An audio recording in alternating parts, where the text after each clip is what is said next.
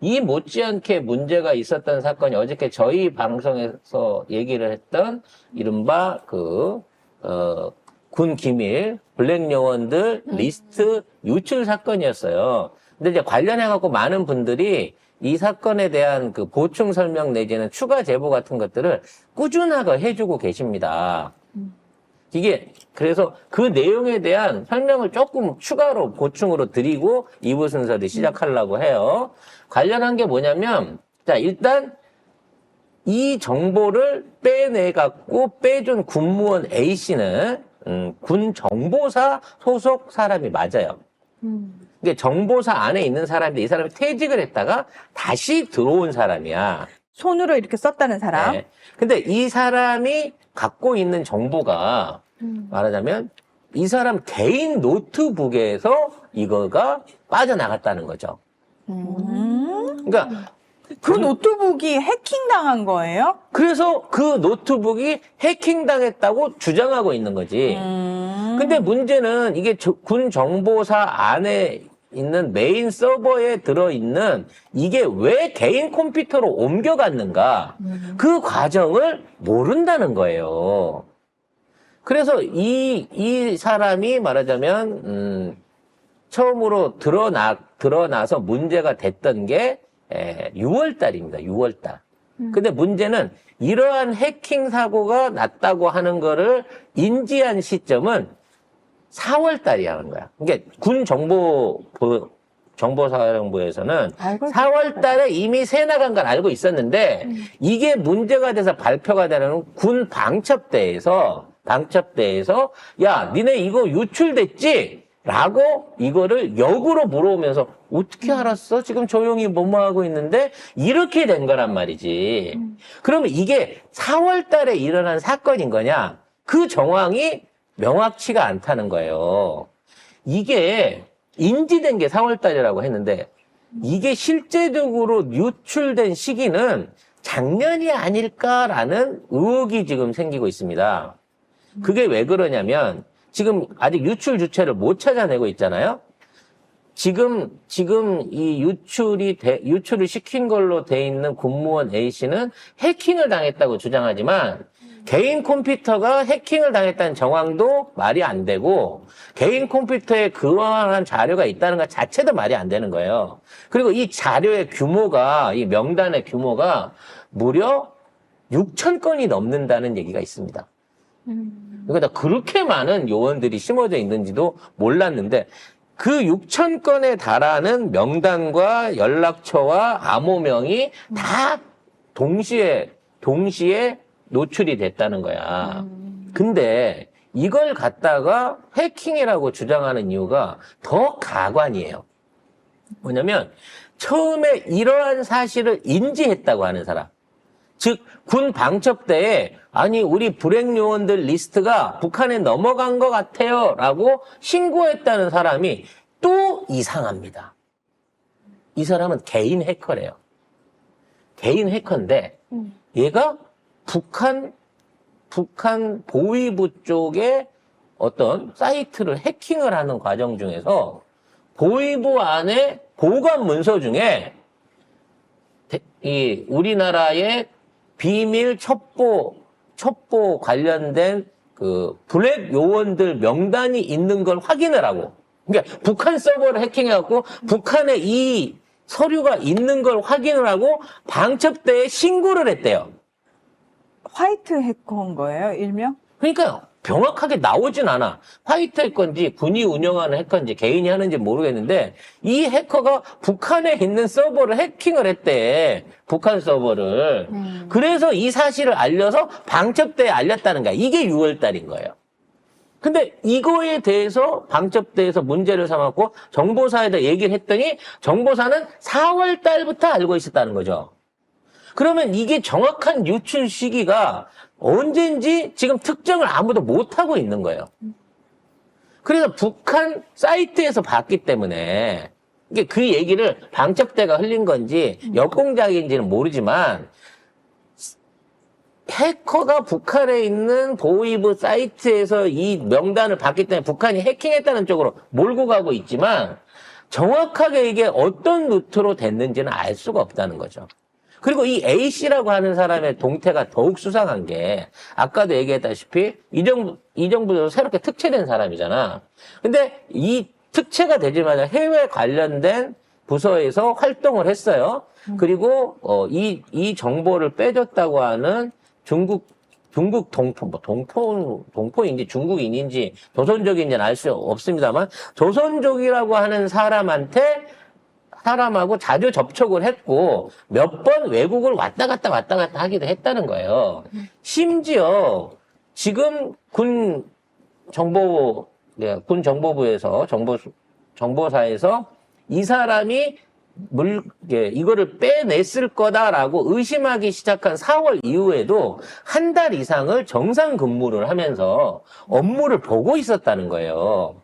이렇게 되다 보니까 과연 이 A씨가 실제적으로 빼돌린 건지 아니면 작정을 하고 누군가의 지령을 받아갖고 넘긴 건지 이 내용도 지금 명확하게 안 나오고 있는 거야. 근데 수사를 안 하고 있으니까 알 수가 없잖아. 그리고 더 웃기는 건 뭐냐면 이 A씨가 이런 짓거리를 했으면 사실상 뭐 전시 같으면 총살을 시켜야 될 스파이 행위 아니에요. 근데 이거를 간첩죄로 기소를 못 한다는 거예요. 즉 간첩죄를 갖고 얘를 지금 잡아쳐놔갖고 수사를 하고 있는 게 아니라 단순한 정보 누출에 대한 것들을 조사를 받고 있는 단계고 얘는 해킹을 당했지 내가 의도적으로 내보낸 적이 없다라고 우기고 있는 상황이라는 거지. 그러니까 이 사건의 발생부터 지금 처리하고 있는 과정도 지금 어떤 마약사범 수사처럼 매우 이상해. 의도적으로 날려버린 게 아닌가라는 생각이 든다는 거죠. 이와 관련해서 작년 초부터, 그러니까 올해 초죠. 작년 연말에서부터 실질적으로 현지에서 어떤 테러나 뭐 문제가 일어났던 요원들이 꽤 있다라고 하는 썰이 있어요. 그러니까 이 정보가 넘어간 건 작년부터라는 거지.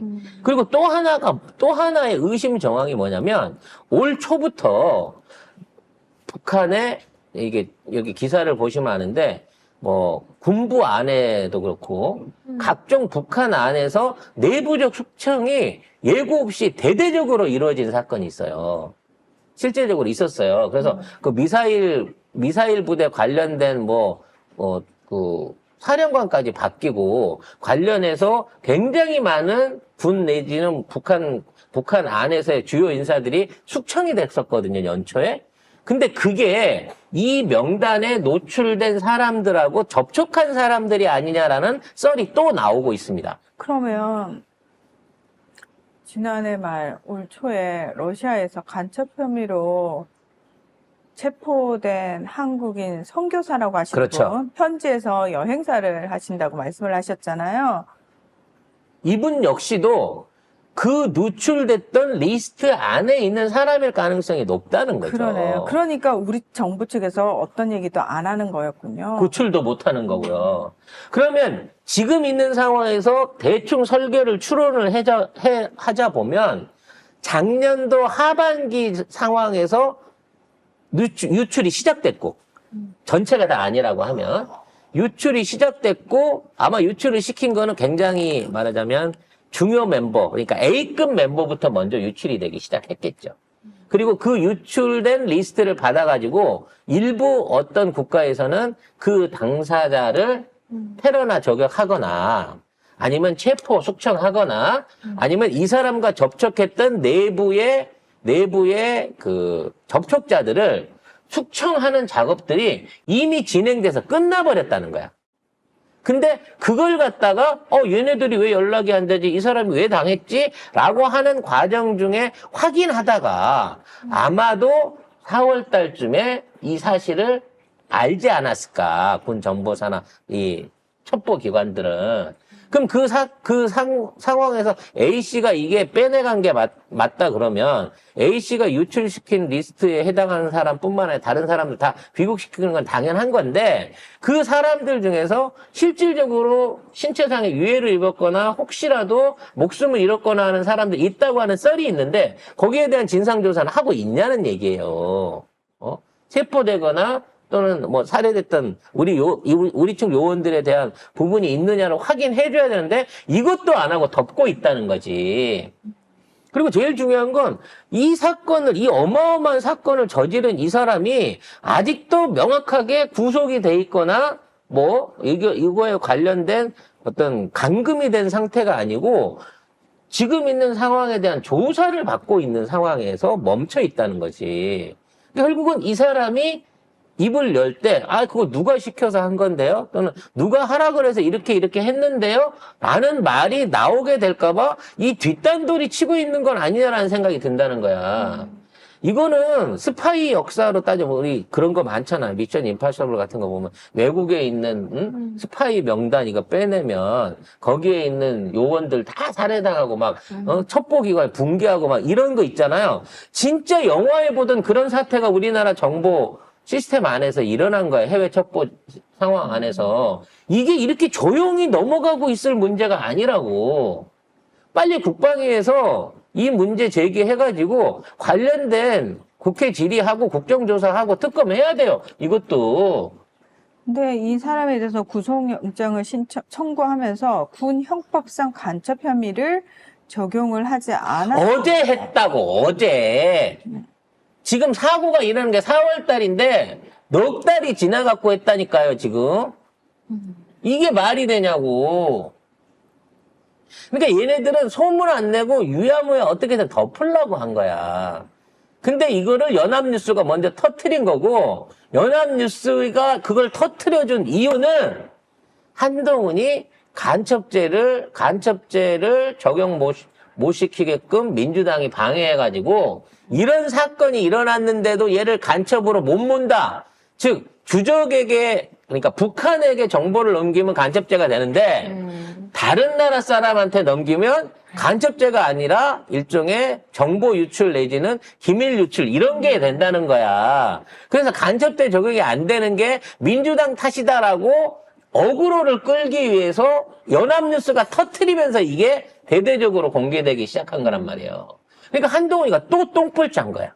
본인 살자고 이걸 터트렸는데 이게 의외로 자기네들 자승자박이 자승자박 하는 거죠. 지금 있는 군 정보사나 군 수뇌부 전체가 이거 전부 다 모가지 날아가야 될 상황을 만들어버린 거예요. 그리고 간첩대 확대 적용이 안 된 이유도 니네 의원들이 이거를 반대했기 때문에 이렇게 된 거란 말입니다.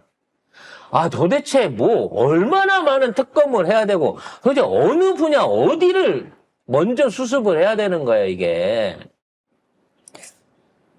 그냥 리셋하면 안 돼요. 그러니까 이럴 때는 우리가 게임하다가도 아이씨 꺼야 돼. 끄고 다시 켜야 돼. 근데 끄고 켜놔도 지금 벌어진 상황은 여기 그대로 있잖아요.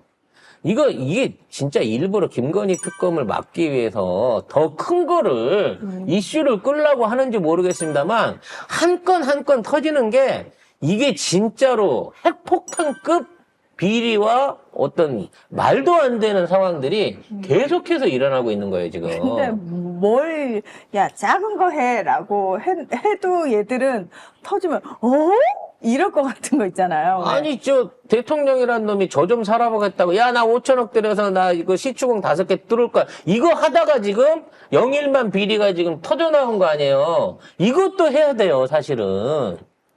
이것도 아직 멈추지 않았다고. 하루가 멀다고 새로운 게 터지니까 우리가 잠깐 잊고 있었네요. 영일만 관련한 비리. 지금, 결국은 엑슨모빌이 다 뽑아먹고 가겠지만은, 지금 뭐 아람코가 들어왔다 뭐 이런 소리도 있는데, 어찌됐거나, 이와 관련한 내용들도 특검을 해갖고 도대체 이게 어떻게 구성돼서 간 거냐. 왜 박사란 새끼는 한국에 와갖고 그렇게 입만 뻐끗뻐끗하고 문제없다고 그러더니 브라질로 도망간 거냐. 이 새끼 잡아와. 이거를 해야 되는 거야 지금. 근데 지금 해야 될 게 한두 건이 아니잖아 지금.